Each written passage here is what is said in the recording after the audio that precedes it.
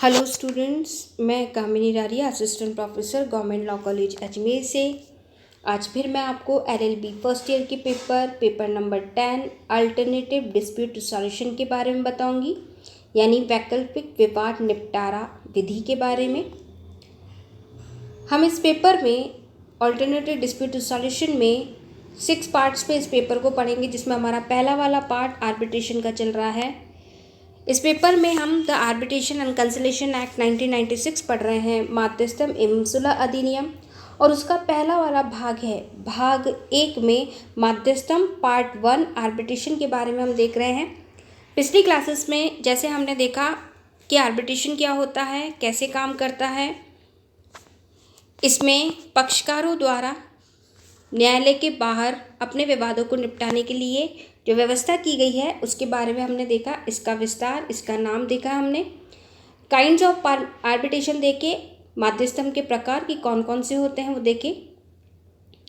आगे आज की क्लास में हम आगे सेक्शन 7 की बात करेंगे, आर्बिट्रेशन एग्रीमेंट की। आर्बिट्रेशन एग्रीमेंट, मध्यस्थम करार। तो मध्यस्थम करार क्या है? मध्यस्थम करार हम सीधी सरल भाषा में समझें तो आर्बिट्रेशन एग्रीमेंट, मध्यस्थम करार वह है जिसमें कोई दो पक्षकार जिनके बीच में अगर विवाद है और अगर वो आपस में ये करार करते हैं कि हम न्यायालय में न जाकर अपने विवादों को न्यायालय के बाहर मध्यस्थम के द्वारा निपटाएंगे, तो उन दोनों के बीच में, दोनों पक्षकारों के बीच में होने वाले करार को ही आर्बिट्रेशन एग्रीमेंट यानी कि मध्यस्थम करार कहते हैं। मध्यस्थता एक ऐसा साधन है जिसके द्वारा किसी विवाद के पक्षकार ऐसे विवाद को किसी तीसरे पक्षकार के हस्तक्षेप के माध्यम से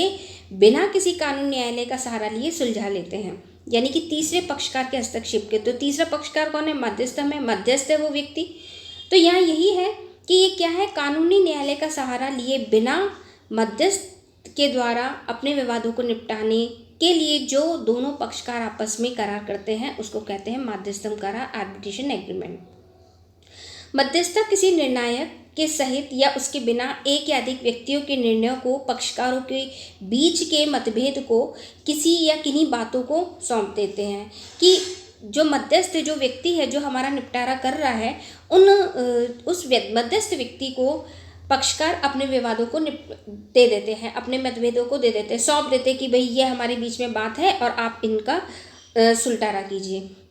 तो जहाँ दो या अधिक पक्षकारगण विवाद की सभी बातों को मध्यस्थों के निर्णय के लिए दे देते हैं, सौंप देते हैं, जिन्हें विवाद का निर्णय करना होता है, वहाँ मध्यस्थता होती है। तो हम यहाँ देख रहे हैं, तो मध्यस्थम सुलह अधिनियम के में ये कहा गया है कि मध्यस्थता करार की परिभाषा वह है जो इस धारा 7 जो हम देख रहे हैं इसके अंदर दी गई है। तो धारा 7 क्या कहती है? सेक्शन 7 आर्बिट्रेशन एग्रीमेंट के बारे में कहती है कि मध्यस्थता करार मध्यस्थता को उन सभी या कुछ विवादों को भेज देने के लिए पक्षकारों द्वारा एक करार से अभिप्रेत है। मतलब है यहाँ पे कि एक करार हो गया दोनों के बीच में, और वो है जो शुरू हुए हैं या एक परिभाषित विधिक नातेदारी यानी कि डिफाइंड लीगल रिलेशनशिप के बाबत उनके बीच में किसी भी तरीके से शुरू हुए हों, चाहे वो कॉन्ट्रैक्ट के हों, चाहे वो संविदात्मक हो या वो नहीं हो, किसी भी तरीके से हो सकते हैं वो। तो यह है कि यह धारा, ये जो हम धारा 7 पढ़ रहे हैं, सेक्शन 7 तक हम देख रहे हैं, इस धारा से मध्यस्थ करार के संबंध में यही अर्थ है कि ये दोनों पक्षकारों के मध्य एक ऐसा करार है जो उन सभी या कुछ विवादों को मध्यस्थ को सौंपते हैं, यानी कि जो पक्षकार चाहते हैं वही विवादों को, वही उन्हीं पॉइंट्स को वो मध्यस्थ को सौंपेंगे। अगर उनके पास 5 पॉइंट है और वो चाहते हैं कि मध्यस्थ हमारे 2 पॉइंट पर निपटारा करे, तो वो 2 पॉइंट ही सौंपेंगे, सारे नहीं। और वो चाहते हैं सारे, तो सारे भी सौंप सकते हैं,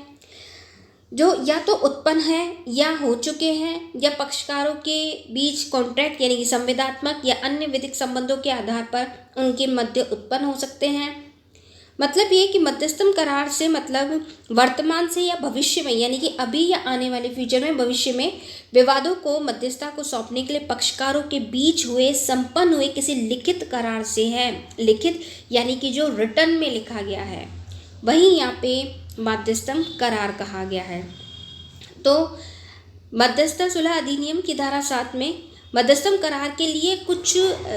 ऐसी चीज़ें हैं, आवश्यक तत्व यानी कि एलिमेंट्स हैं, जो किस तरीके से होंगे। सबसे पहले मध्यस्थता करार एक संविदा में मध्यस्थता खंड के प्रारूप में हो सकेगा, या अलग से भी हो सकता है कि अगर उनके बीच में कोई कॉन्ट्रैक्ट बहुत बड़ा सा हो रखा है तो उस कॉन्ट्रैक्ट में आर्बिट्रेशन क्लॉज अलग से भी हो सकता है। कोई कॉन्ट्रैक्ट बना, उस कॉन्ट्रैक्ट में 5 पॉइंट दिए और 6 पॉइंट में लिख दिया आर्बिट्रेशन क्लॉज, तो उस आर्बिट्रेशन क्लॉज में भी अपनी बात रख सकते हैं या मिक्स में भी रख सकते हैं। यदि दो पक्षकार एक संविदा करते हैं तो इस संविदा के बहुत सारे क्लॉजेस हो सकते हैं, खंड हो सकते हैं, और उन्हीं क्लॉजेस में से या उन खंडों में से ये भी एक क्लॉज हो सकता है कि संविदा से शुरू हुई उत्पन्न हुई विधिक संबंधों की बाबत यदि कोई विवाद उत्पन्न होता है तो उसे मध्यस्थता को सौंपे जाएंगे। परंतु ये जरूरी नहीं है कि मध्यस्थता करार संविदा के किसी खंड के रूप में ही हो। पक्षकार मध्यस्थता करार एक अलग करार के रूप में करने में भी स्वतंत्र हैं, यानी कि जरूरी नहीं है कि जो कॉन्ट्रैक्ट डीड बनी हुई है उसके अंदर क्लॉज है, बहुत अच्छी बात है, अलग से दे रखी है, बहुत अच्छी बात है। लेकिन अगर वो ये चाहें कि हमारा कॉन्ट्रैक्ट अलग बना हो और हम आर्बिट्रेशन की क्लॉज अलग से बनाने के लिए अलग से कोई बिल्कुल सेपरेट अगर कोई एग्रीमेंट करें तो वो सेपरेट एग्रीमेंट भी कर सकते हैं। फिर मध्यस्थता करार लिखित में होगा, रिटर्न में होगा। मध्यस्थता करार लिखित में होना ही चाहिए। यहाँ पे ये स्पष्ट है, व्यवस्था की गई है कि मध्यस्थता करार लिखित होना चाहिए। लिखित करार का कोई प्रारूप निर्धारित नहीं है, परंतु सुनिश्चित अवश्य होना चाहिए कि उसमें कोई फॉर्मेट, कोई एक बढ़िया फॉर्म नहीं बना हुआ। बस ये है, फिक्स होना चाहिए कि हम किन बातों के लिए कर रहे हैं, क्यों कर रहे हैं, कौन से पक्षकार होंगे, अभी के टाइम में होना है, वर्तमान में या निकट भविष्य में होना है, वो सारी चीज़ें सुनिश्चित होनी चाहिए। ये चीज़ें सुनिश्चित होनी चाहिए, भले आपका फॉर्मेट चाहे आपका फॉर्म कुछ भी रहा हो या नहीं रहा हो। फिर मध्यस्थता सुलह अधिनियम की धारा 7 में ये भी व्यवस्था की गई है कि कब ये कहा जाएगा कि करार लिखित में होगा। तो इस उपधारा के अनुसार करार लिखित तभी माना जाएगा जब वह पक्षकारों द्वारा हस्ताक्षरित किया गया दस्तावेज हो, यानी कि अगर दोनों पार्टीज ने, दोनों पक्षकारों ने रिटन में अगर एग्रीमेंट किया है तो उन दोनों की साइन होने बहुत ज़रूरी है पक्षकारों द्वारा। फिर यदि वो एक पत्र के माध्यम से है, टेलेक्स के माध्यम से है, तार या दूरसंचार के दूसरे माध्यमों से है, जो पक्षकारों ने आपस में एक दूसरे को दिया है, आदान प्रदान किया है, जो करार के एक अभिलेख का प्रावधान भी है। तो इस प्रकार यदि मध्यस्थता करार पत्र, टेलेक्स, टेलीग्राम या संसूचना के किसी भी तरीके से, किसी भी माध्यम से, किसी भी साधन से किया गया है या लिखित में है, वो लिखित में कर किया गया है, तो इस लिखित के प्रमाण के रूप में मान्य किया जा सके तब इस करार को लिखित करार तब माना जाएगा जबकि इस खंड की संसूचना की आधुनिक विधियों को मान्यता प्रदान करता हूँ। यानी मान के चलिए कि दो ऐसी पार्टीज़ हैं जो अलग अलग जगह रहती हैं, तो एक पार्टी ने दूसरी पार्टी को अगर कहा है तो लेटर लिख के, लेटर के माध्यम से, टेलेक्स, तार या दूरसंचार के माध्यम से किया गया हो, तो सेम वही लिखित में होगी ये सब चीज़ें, और ये प्रमाण होगा इस चीज़ का कि उनके लिखित में करार हुआ है, रिटन में उनके एग्रीमेंट हुआ है, और आज के टाइम के आधुनिक विधियों के हिसाब से उसको मान्यता भी दी गई हो, तभी वो इस चीज़ को मान्य समझा जाएगा। फिर वो ये कहता है यदि दावा या बचाव या प्रतिरक्षा के आदान प्रदान के कथन में एक पक्षकार ने करार के अस्तित्व का आरोप लगाया है और दूसरे ने इससे इनकार नहीं किया है, तो यह भी लिखित मध्यस्थम करार माना जाएगा कि एक प्रतिरक्षा तो करते ही हैं। एक अगर व्यक्ति, एक पक्षकार, एक पार्टी अगर दूसरी पार्टी पे किसी तरह का आरोप या चार्ज लगाती है तो दूसरा व्यक्ति अपनी प्रतिरक्षा तो चाहेगा ही, अपना डिफेंस करता ही है वो। तो डिफेंस करने के लिए आदान प्रदान करने में अगर एक पक्षकार ऐसे करार, ऐसे एग्रीमेंट के अस्तित्व का आरोप लगाता है तो दूसरे ने इससे इनकार नहीं किया है तो भी इसको मध्यस्थम करार मान लिया जाएगा। कि अगर एक व्यक्ति, एक पक्षकार ये कहता है कि हम आर्बिट्रेशन के थ्रू अपने विवादों को सुलझा लें, तो दूसरा वाला व्यक्ति उसको मना नहीं करता, यानी कि उसने एक्सेप्ट कर लिया है, तो एक्सेप्ट करते ही वो आर्बिट्रेशन एग्रीमेंट हो जाएगा।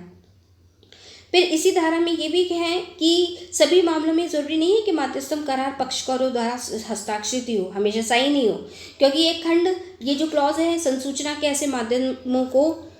मान्यता देता है जिसमें पक्षकार और हस्ताक्षर की उपधारणा होती है और किसी में नहीं भी होती, जैसे कि संचार, तार या यूँ कहिए ईमेल वगैरह, उसमें साइन की ज़रूरत नहीं है, लेकिन करार तो है, एग्रीमेंट तो है। फिर मध्यस्थम सुलह अधिनियम के अनुसार यदि किसी संविदा करार में मध्यस्थम खंड का एक संदर्भ दिया गया है, जो मध्यस्थम दिया गया है, तो मध्यस्थता जो खंड है, मध्यस्थता करार है, उसको करार माना जाएगा। इस प्रकार एक मध्यस्थम करार एक संविदा का अंग हो सकता है यदि ये लिखित में है। क्योंकि इस धारा में उस प्रथा को मान्यता देती है जिसमें संविदा करार में मध्यस्थता खंड हुआ करता था। यानी कि अगर कोई से दो पार्टीज, दो पक्षकार आपस में करार कर रहे हैं, संविदा के बीच में क्लॉज डाल दिया, तो उस एग्रीमेंट को आर्बिट्रेशन एग्रीमेंट की ही तरह माना जाएगा, ट्रीट किया जाएगा। और जैसे मैंने अभी आपको बताया कि मान के चलिए कि दो पार्टीज़ हैं, दो पक्षकार हैं, उन्होंने आपस में कोई कॉन्ट्रैक्ट किया था, वो डीड अलग बना ली, वो विलेख अलग बना लिया, प्रारूप अलग बना लिया, साथ में एक दूसरी डीड बनाई जिसमें आर्बिट्रेशन एग्रीमेंट की बात कर ली कि भाई निकट भविष्य में हम कोर्ट में नहीं जाके आर्बिट्रेशन मध्यस्थ के थ्रू अपने विवादों को सुलझा लेंगे, तो भी आर्बिट्रेशन एग्रीमेंट माना जाएगा। और अगर उन्होंने अलग से कोई आर्बिट्रेशन एग्रीमेंट नहीं बनाया है और अपनी कॉन्ट्रैक्ट डीड किसी भी सब्जेक्ट पर भले बनाई गई हो, अगर उसने ऐसी बना रखी है जो डीड बनाई है और उसी में अगर कोई एक क्लॉज डाल लेता है, यानी कि कोई एक पॉइंट डाल लेते हैं, तो उसको भी आर्बिट्रेशन एग्रीमेंट की तरह ही ट्रीट किया जाएगा, मान लिया जाएगा। इसमें मैं आपको एक केस बता रही हूँ, साधुराम वर्सेस उदयराम का 1967 का केस है, साधुराम बनाम उदयराम का केस। इस बाद में कोर्ट ने, न्यायालय ने मध्यस्थम करार के लिए कुछ इंपॉर्टेंट एलिमेंट्स बताए, आवश्यक तत्व बताए, और वो क्या है, यह कि पक्षकारों ने एक राय होकर एक करार किया हो, यानी कि दोनों पार्टीज एक ही बात के लिए सहमत हो, यह कि ऐसा करार लिखित में हो, यह कि वो रिटर्न में होना चाहिए, और ये कि करार मध्यस्थता को या तो किसी वर्तमान या किसी भविष्य के विवाद को निर्देशित करने के लिए किया गया हो, यानी कि जो जिस काम के लिए हम कर रहे हैं वो काम भी हमारा क्लियर होना चाहिए, चाहे वो प्रेजेंट टाइम के लिए हो चाहे वो फ्यूचर टाइम के लिए हो, वो रिटर्न में होना चाहिए और एक ही बात पर हमारे मत होने चाहिए, अलग अलग नहीं होनी चाहिए, ऐसा एग्रीमेंट होना चाहिए। साधुराम वर्सेस उदयराम के केस में कोर्ट ने भी मध्यस्थता करार के लिए, आर्बिट्रेशन एग्रीमेंट के लिए ये बातें कही गई हैं। फिर एक नई बात सामने आती है कि क्या मौखिक मध्यस्थता करार वैध है, ओरल आर्बिट्रेशन एग्रीमेंट क्या है ये। तो जहाँ एक किसी मौखिक मध्यस्थता करार का संबंध है वह स्पष्ट रूप से अवैध होता है, क्योंकि यह अधिनियम में दी गई मध्यस्थता करार की परिभाषा के अंतर्गत नहीं आता, क्योंकि मौखिक जो है, जो ओरल जो है, ओरल को तो मानते ही नहीं हैं, बात कैसे भी हो गई वो तो मौखिक ही रही, लिखित में तो कहीं हुई नहीं, जब लिखित में हुई नहीं तो आर्बिट्रेशन एग्रीमेंट तो हुआ ही नहीं। तो अधिनियम में ये भी उपेक्षा की गई है कि मध्यस्थता करार किसी लिखित दस्तावेज में किया जाना चाहिए, इसलिए यदि मध्यस्थता करार लिखित ना हो तो वह अवैध होता है और उस आधार पर कोई निर्णय नहीं दिया जा सकता। यानी कि मध्यस्थता करार जो है वो लिखित में होना ही होना चाहिए, वो ओरल नहीं होना चाहिए, ओरल को यहाँ पे मान्यता नहीं दी गई है। किसी मध्यस्थता करार को प्रभावी होने के लिए जरूरी है कि उसमें मध्यस्थता संबंधी खंड स्पष्ट हो। यदि मध्यस्थता खंड में अनिश्चितता या अस्पष्टता विद्यमान होती है तो उसको लागू नहीं किया जाएगा। तो उल्लेखनीय है कि विधि की दृष्टि में ये समझा जाता है कि मध्यस्थता करार सभी पक्षों द्वारा निष्पादित किया गया है तथा वे मध्यस्थता के क्षेत्राधिकार के अधीन अपने आप को समर्पित करता है। तो यहाँ ये क्लियर बात कर रहा है, साफ स्पष्ट बात बता रहा है कि मौखिक मध्यस्थता करार वैध नहीं है, लीगल नहीं है। आर्बिट्रेशन एग्रीमेंट हमेशा रिटर्न में होना चाहिए। तो आज हमने सेक्शन 7 आर्बिट्रेशन एग्रीमेंट की बात की। नेक्स्ट क्लास में हम इसको आगे बढ़ाएंगे। Thank you students.